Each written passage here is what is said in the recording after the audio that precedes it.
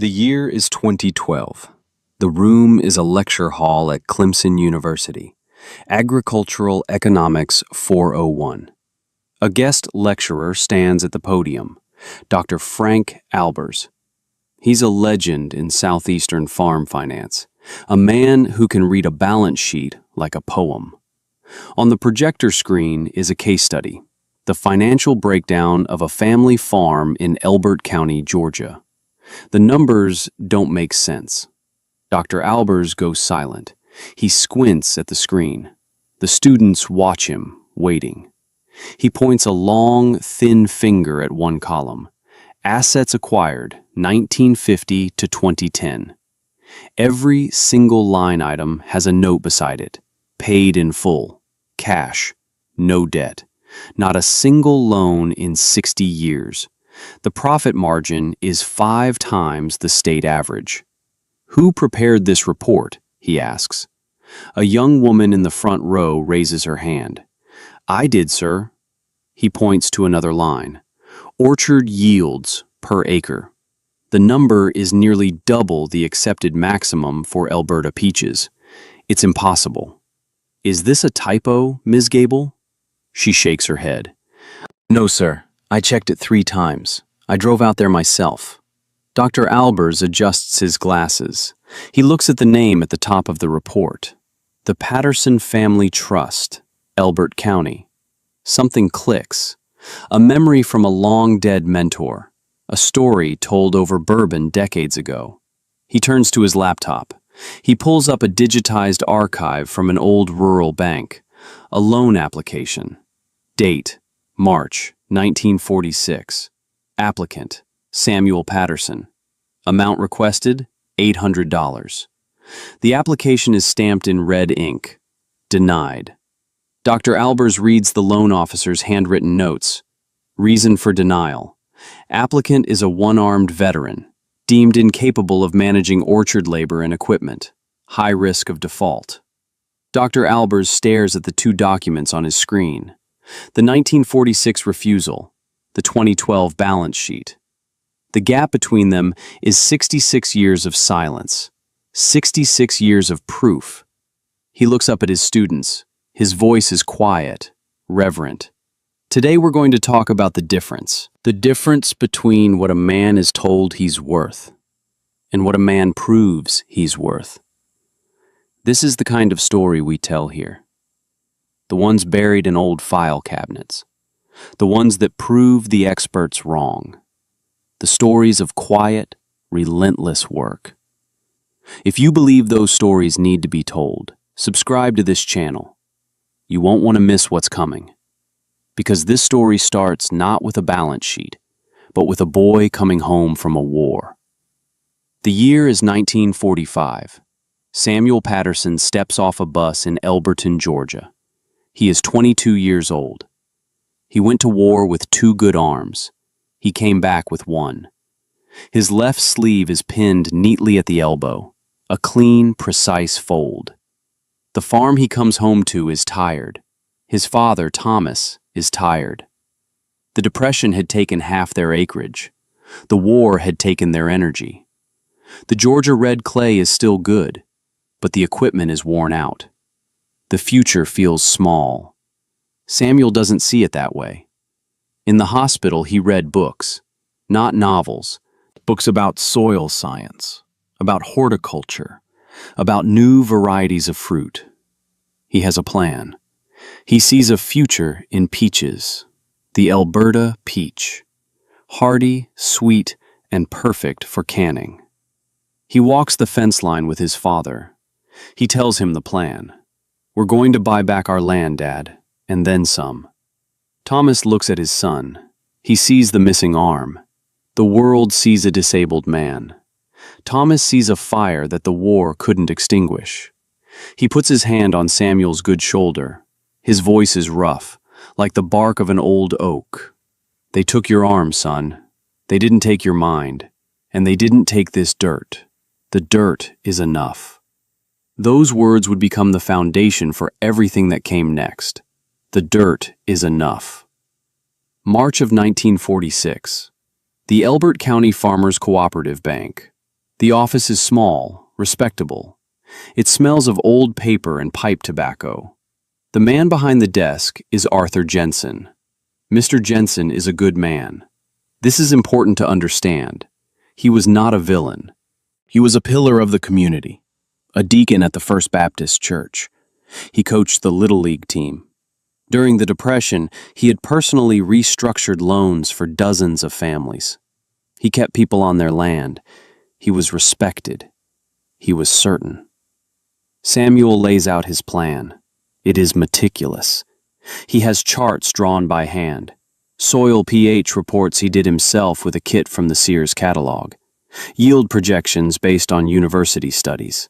He needs a loan for 20 acres of new saplings, and a used farmall tractor he found for sale in a neighboring county. He is asking for $800, a fortune at the time. Arthur Jensen listens patiently. He nods. He looks at the paperwork. He sees the care, the intelligence. Then he looks at Samuel's pinned sleeve. He takes off his glasses. He polishes them with a clean handkerchief. He leans forward, his voice kind, concerned. "Samuel, son, this is a fine plan. But farming, it's a two-handed job. You know that as well as I do. Driving a tractor, pruning trees, running a sprayer. I've been doing this for 30 years. I've seen good men with two good arms fail." Samuel's voice is steady. "I can do it, Mr. Jensen. I've figured it out. I know you think you can, and I admire your spirit, I truly do. But I can't, in good conscience, sign off on this. The board would never approve it. I'm not going to be the man who sets you up to lose what little your family has left. I'm protecting you. I'm protecting your father. Have you ever been told you couldn't do something? Not by an enemy, but by a friend. By someone who genuinely believed they were protecting you. Certainty about another person's capabilities, delivered with kindness, is more damaging than outright hostility, because it cannot be fought with anger. It can only be disproven, with decades of work. Samuel doesn't argue. He doesn't raise his voice. He just nods. He slowly gathers his papers, the charts, the reports, his entire future. He stands up. He looks Arthur Jensen in the eye. "Thank you for your time, Mr. Jensen." He walks out of the bank. The quiet closing of the door is more devastating than any shout. He drives the old family truck home. The silence in the cab is heavy. He parks by the barn and walks into the kitchen. His father is at the table, waiting. He looks up. "Well?" Samuel tells him. He said no. Said it was a two-handed job. Thomas doesn't say anything for a long time. He just stares out the window. Out at the red clay fields that have fed his family for generations. The fields that were not enough, according to the man in town. Then he turns back to Samuel. His jaw is set. He's wrong. Let's get to work. The rebuild began not with money, but with ingenuity. They couldn't afford a tractor, but their neighbor, Mr. Abernathy, had a broken-down 1938 Alice Chalmers Model B. It was rusting in a field, covered in kudzu. The engine was seized solid. Samuel traded a winter's worth of split firewood for it. He spent the next 2 months in the barn. He took that engine apart, piece by piece, with one good arm. He rigged a block and tackle to the rafters to lift the heavy parts. His father, his hands gnarled with arthritis, helped him hold wrenches. They cleaned every piston, every valve, every gear with kerosene and a wire brush. Slowly, painstakingly, they brought the dead machine back to life. But the real problem wasn't the engine, it was the controls. A tractor in 1946 required 2 hands and 2 feet. The clutch was a foot pedal on the left. The throttle was a lever on the steering column. The steering wheel required constant correction. Samuel couldn't operate them all at once. So, he invented. He went to the town scrapyard. He came back with a long steel rod and a spring from an old mattress. He welded the rod to the foot clutch pedal. He bent it, shaped it, and ran it up beside the driver's seat. He could now engage the clutch with a sideways push of his right elbow. He modified the hand throttle. He filed a series of notches into the metal guide. He attached a spring-loaded pin. He could now set the throttle with his right thumb and it would lock in place. Steering wheel in his right hand, throttle with his right thumb, clutch with his right elbow. He had created a one-armed tractor. He taught himself to drive it in the back field, lurching and stalling until the motions became second nature. They didn't have money for 20 acres of saplings from a nursery. But Thomas knew an old nurseryman who was retiring. His back acreage was overgrown with rootstock that had gone wild. They made a deal. Samuel and Thomas would clear the man's land. In exchange, they could have all the rootstock they could salvage. They spent a month digging in the hard soil, splitting roots, grafting buds from a neighbor's healthy Alberta trees. They ended up with enough for 15 acres. Not the 20 Samuel had planned for, but it was a start. It was theirs. Bought not with a loan, but with sweat and ingenuity. The dirt was enough. It takes 3 years for a new peach tree to bear fruit. 3 years of grinding work, pruning, watering, fighting pests. Samuel and his father did it all themselves. They were the first ones in the field at sunrise, the last ones out at dusk. People in town whispered. The community split. Some admired his grit. They saw a veteran making his own way. Others just shook their heads. The community doubters. Poor Sam Patterson. He's got more pride than sense. That boy's gonna work his father into an early grave. Arthur Jensen was right to turn him down. He's just delaying the inevitable. But there were allies. One morning, an old farmer named Jedediah Freeman showed up. He was driving his own tractor, pulling a disc harrow. He didn't say much, just parked his machine next to Samuel's barn. Your father gave my family a sack of flour in '32 when we had nothing. He said it kept his children from starving. Don't argue with me, boy. Just tell me where to start.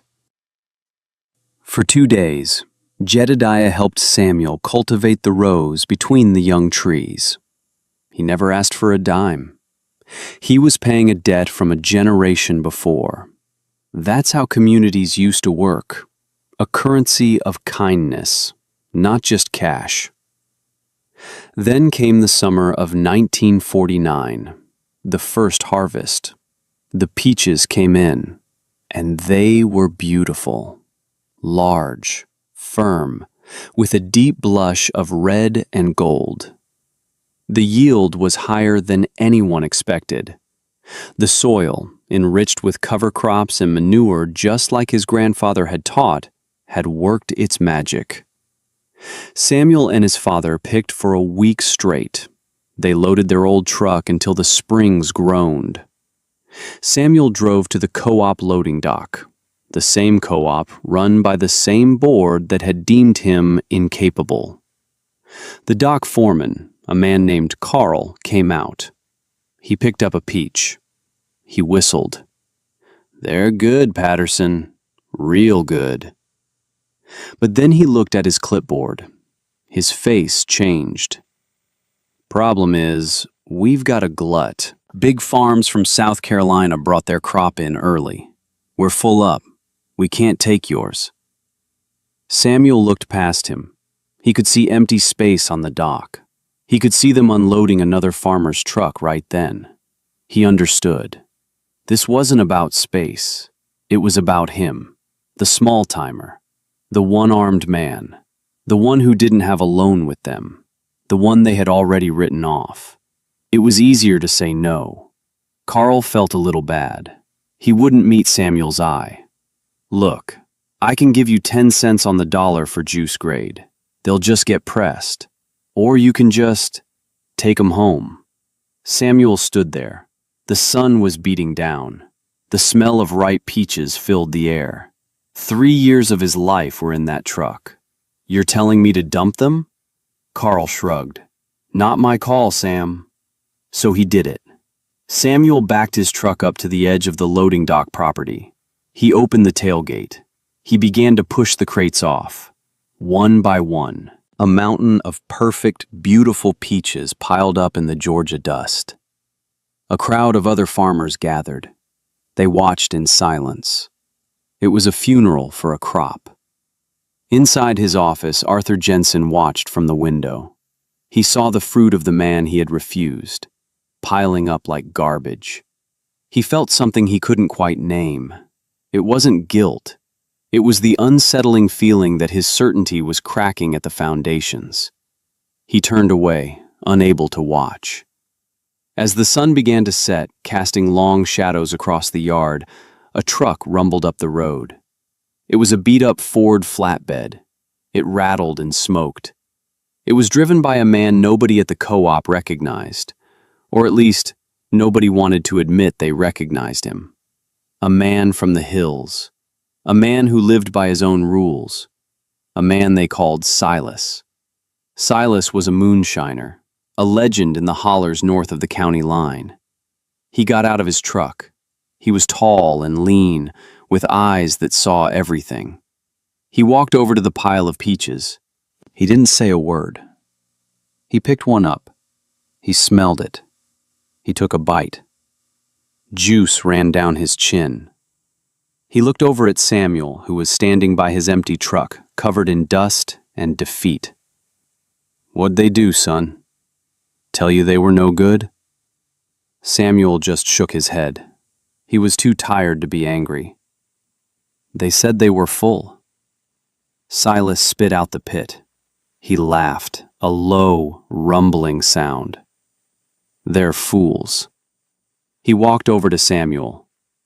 "I'll take every last one, and I'll pay you 3 times what the co-op pays for prime. In cash. Right now." Samuel was stunned. He didn't know what to say. Silas didn't wait for an answer. He walked back to his truck and pulled a thick roll of bills from his pocket. He counted it out on the dusty hood of Samuel's truck. The other farmers watched, their mouths open. Arthur Jensen watched from his window. He saw the cash change hands. He saw the respect in the old moonshiner's eyes. A respect he had denied Samuel 3 years earlier. For the next 2 hours, Silas and his 2 quiet sons, who seemed to appear out of nowhere, helped Samuel load every single peach. They worked fast and efficiently, rescuing the harvest from the dirt. When the last crate was on, Silas climbed back into his truck. He leaned out the window. He looked at Samuel. Then he looked over at the co-op building. He yelled loud enough for everyone to hear, "You grow 'em, son. I'll buy 'em." And with that, he drove away, leaving a cloud of dust and the beginning of a legend. Have you ever had someone save you when the system wrote you off? The person you least expected. The one from the margins. Tell us about it in the comments. Because what happened on that loading dock wasn't an ending. It was the beginning of a new kind of business. A business built on a handshake between 2 outcasts. And it changed everything in Elbert County. Samuel Patterson never went back to the co-op. Not once. He didn't need to. His business model became brutally simple. He grew the best peaches in the state of Georgia. And Silas, the moonshiner, bought every single one. Cash. No paperwork. No board of directors. No gluts. No excuses. Silas turned those peaches into a legendary peach brandy. A smooth, powerful spirit that was whispered about from Athens to Atlanta. He needed the best fruit. And Samuel grew the best fruit. It was a perfect partnership, hidden in plain sight. The expansion began. The rhythm of growth was slow, steady, and relentless, like water wearing away stone. 1952. Samuel buys back the 20 acres his family lost in the Depression. He uses the custom-built Alice Chalmers tractor he made with his own 2 hands. He pays cash. 1955. He buys another 40 acres from a retiring neighbor. The neighbor tells him, "I'd rather sell to you, Sam. You know what this dirt is worth." He pays cash. 1960. His father Thomas passes away peacefully in his sleep. He leaves the farm to Samuel, free and clear. That same year, Samuel drives to the John Deere dealership. He buys a brand new Farmall 560, a beautiful, powerful machine. He doesn't need to. His old Alice Chalmers still runs like a top. He buys it just to prove he can. He pays cash. He puts the old tractor in the back of the barn. He covers it with a canvas tarp, a monument to his first victory. 1965. He now has 150 acres of the most productive peach orchards in the state. His yields are 30% higher than the county average. His secret isn't a secret at all. It's just old knowledge. He listens to the dirt. He uses cover crops in the winter to replenish the nitrogen. He builds up the soil with compost and manure, things his grandfather taught him, things the new chemical fertilizers were supposed to make obsolete. He was practicing regenerative agriculture before it had a name. The dirt is enough. 1970. The Elbert County Farmers Cooperative Bank is struggling. A few years of bad weather, too many bad loans made to farmers who were over-leveraged. Arthur Jensen is retired now. The new bank manager is a young man from the city. He drives out to see Samuel. He offers him a massive line of credit. "Whatever you need, Mr. Patterson, we want your business. We'd be honored to hold your accounts." Samuel is polite. He listens. He offers the young man a glass of sweet tea. Then he says, his voice calm and final, "I don't borrow money." 1975. He's up to 300 acres. He's not just growing peaches anymore. He's growing grapes, muscadines and scuppernongs, the best in the region. Silas's business has grown too. He's semi-legitimate now. A specialty fruit distiller, his business card reads. Their partnership is a quiet legend, the engine of a hidden economy. 1980. A parcel of land comes up for sale. Good bottom land, right next to Arthur Jensen's retirement home. Samuel buys it. Not out of spite, it was just good land. And Samuel never passed up good land. From his porch, Arthur Jensen watches. He watches as Samuel, now in his late 50s, works the fields on a modern, air-conditioned tractor. He notices something strange. Samuel still only uses his right arm to steer. The habit, born of necessity, is now too deep to break. The witness watches, and the proof grows season after season right before his eyes. The year is 1988, a drought year, the worst in a century. The Georgia clay is baked as hard as brick. The corn is withering in the fields. The cotton is stunted. Farmers are losing everything. The co-op is on the verge of collapse. The loans are coming due, and the farmers have no crops to sell. One afternoon, a car pulls up the long driveway to Samuel's farmhouse. It's Arthur Jensen. He is an old man now, frail. He walks with a cane. His certainty has been weathered away by time. Samuel comes out onto the porch. He is 65 years old. His face is a map of his life, etched by sun and wind. He is strong, grounded. He offers the old man a chair and a glass of cold water. They sit in silence for a moment. The only sound is the buzzing of cicadas in the trees, Samuel's trees, which are green, healthy. Years ago, he had spent a small fortune building a massive irrigation pond. He dug it himself with a rented earth mover. Everyone said he was crazy, wasting good money on a hole in the ground. Now, his pond is the only reason his orchards are alive. Jensen finally speaks. His voice is thin, reedy. "The co-op is going under, Samuel. We need a loan, a big one. The banks in Atlanta turned us down. You're the only one in the county with that kind of cash." He doesn't say it, but the irony is hanging in the hot, dry air. The man he refused an $800 loan to is now the only person who can save his institution. Samuel looks out at his orchards. He doesn't look at Jensen. He speaks to the horizon. "I remember that day in your office, Arthur. March of 1946. Jensen flinches. The memory is sharp for him, too. "I was wrong, Samuel. I know that now. I was a fool." Samuel shakes his head slowly. "No, you weren't a fool. You were certain. You were certain you knew what a man with one arm could do. You thought you were protecting me." He finally turns and looks at the old man. His eyes are not angry. They are something deeper, wiser.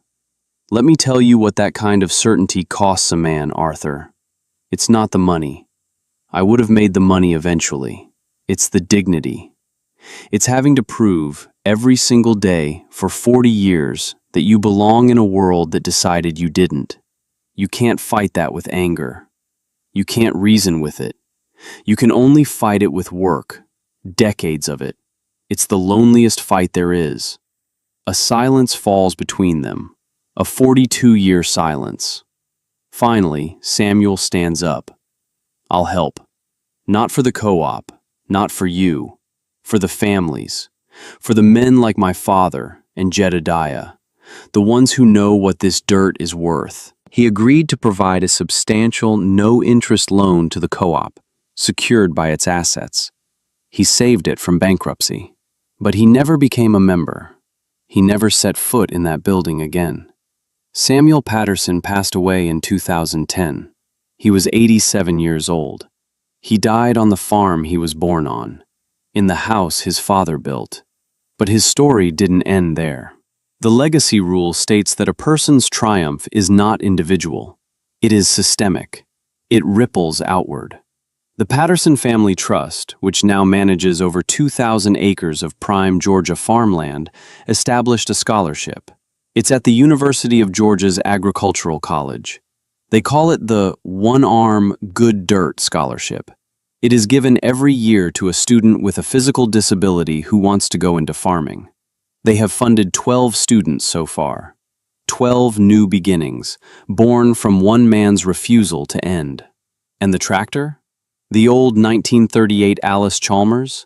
The one with the custom-built controls? Samuel never patented his invention. He didn't believe in owning an idea born of necessity, but he shared the design with any disabled veteran who wrote to him and asked. Dozens of farmers across the South modified their tractors using his hand-drawn plans. A perfect replica of his original tractor, with the one-armed controls, now sits in the Georgia Museum of Agriculture. It is a quiet testament to ingenuity. Silas, the moonshiner, passed away years ago, but his grandson now runs a legal, award-winning distillery. It's famous across the country. Their most celebrated product?